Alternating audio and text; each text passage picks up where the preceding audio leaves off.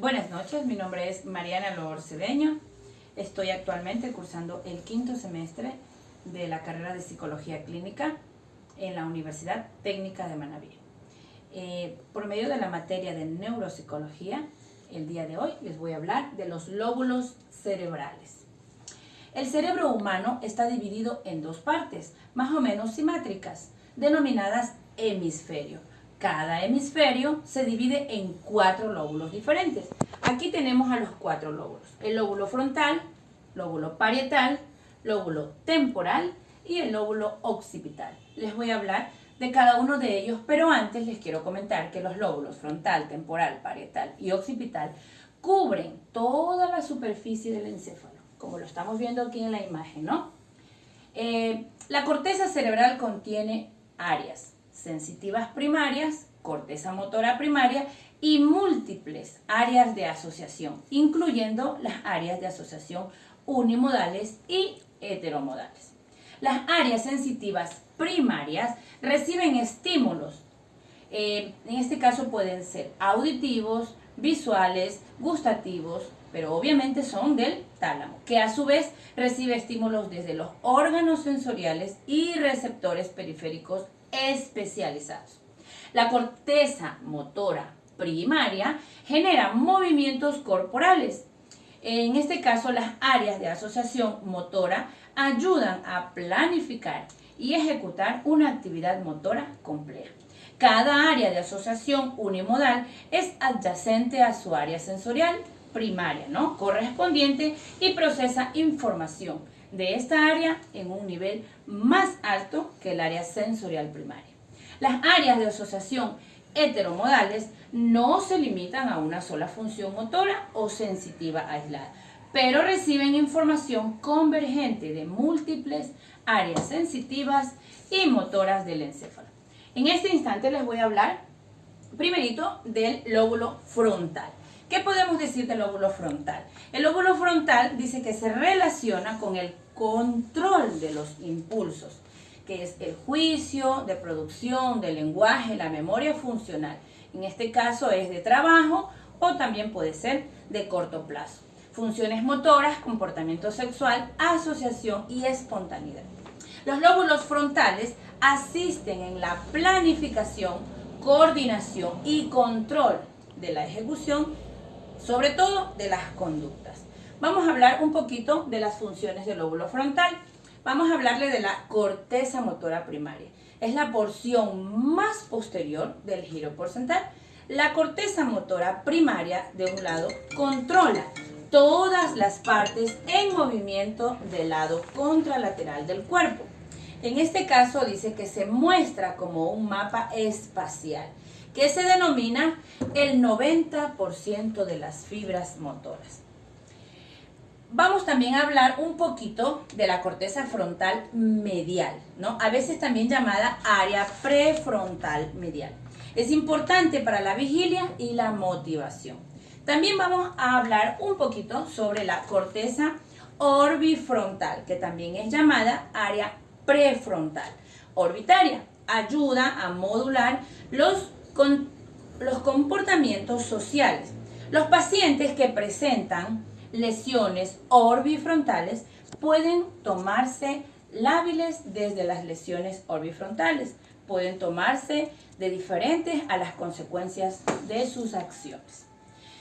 También tenemos en el lóbulo frontal la corteza frontal posterior inferior izquierda, también denominada área de Broca, en la cual también les vamos a hablar un poquito del área de Broca en un momento, ¿no? O área prefrontal. En esta dice que las lesiones de esta área producen afasia de expresión, es decir, el deterioro de la expresión de las palabras. Por último, una función más del lóbulo frontal es la corteza frontal desolateral, a veces denominada área prefrontal desolateral. Manipula la información de adquisición muy reciente, una función denominada memoria operativa. Eso en cuestión al lóbulo frontal. Ahora les voy a hablar del lóbulo parietal. Podemos decir en el lóbulo parietal que tiene un importante papel en el procesamiento de la información sensorial procedente de varias partes del cuerpo, el conocimiento de los números y las relaciones en la manipulación de los objetos. Varias áreas de los lóbulos parietales tienen funciones específicas, también asimismo como el lóbulo frontal.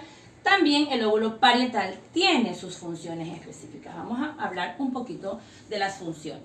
Dice que la corteza somatosensitiva primaria localizada en el área porsoládica en los lóbulos parietales anteriores integra los estímulos somatensicos para el reconocimiento y el recuerdo de la forma, la textura y el peso.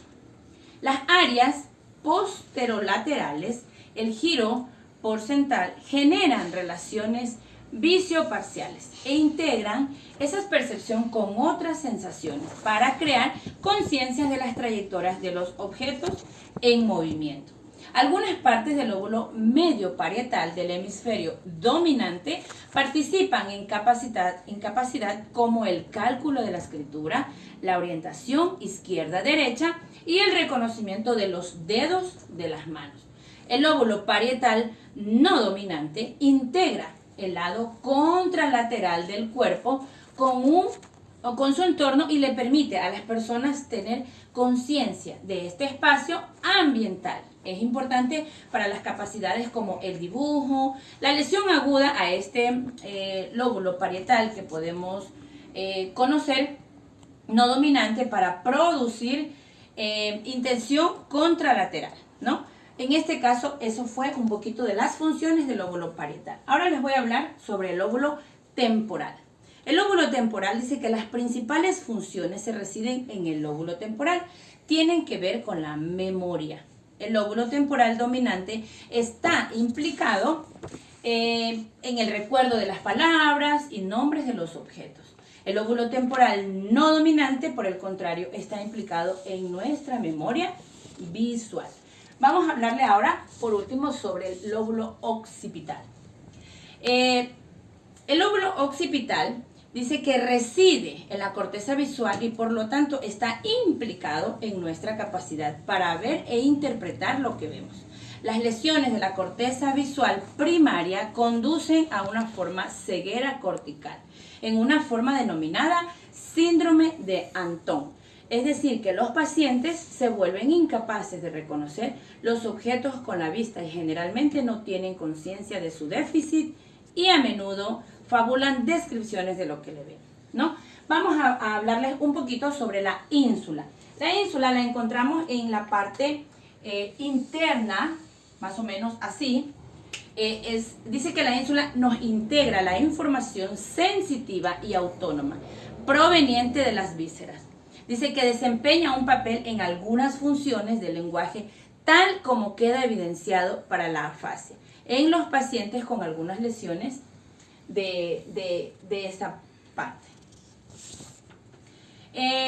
Podemos también describir, así como más concreto, que el lóbulo de la ínsula queda en la parte de la corteza cerebral enterrada en el valle silviano y dice que es tapada por los lóbulos frontal y temporal, o sea, más o menos aquí y acá, o sea, es en la parte de adentro, ¿ok? Para concluir un poquito de esto de los lóbulos cerebrales, cada uno de ellos dice que generan lo que es el cerebro humano, ¿ok? Entonces, culminando con esto, quiero cambiar ahorita el tema con las áreas de Brodka, las áreas de Brodmann y las áreas de Wernicke.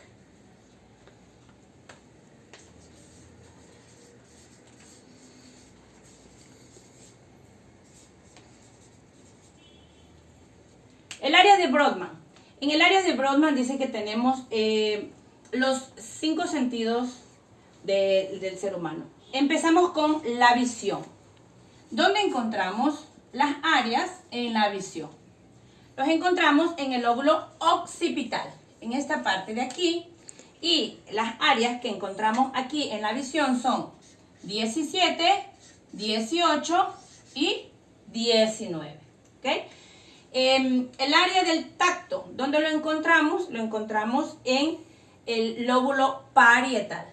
¿Ok? Encontramos aquí en el lóbulo parietal, que son el 1, el 2, el 3 y el 4. Ahí encontramos esas áreas de Brodmann. También podemos ver lo del gusto.